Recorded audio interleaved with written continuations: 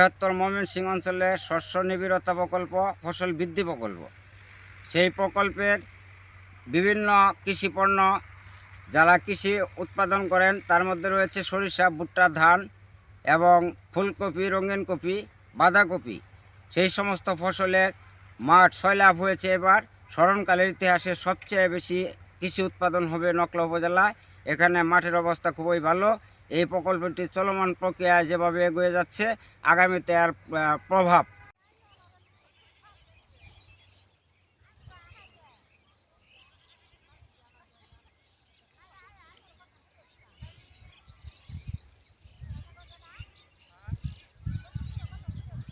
আমি নকলা উপজেলার ৬ নং পাটাকাটা ইউনিয়নের মোহাম্মদ শরীফ হোসেন পলাশ। কৃষি অফিস থেকে ৩৩ শতক জমি ভুট্টা এবং আবাদ হয়েছে। ঠিক আছে, এটা আমি সরকারি থেকে পাইছি। আমার উপসহকারী মোহাম্মদ আনোয়ার ভাই।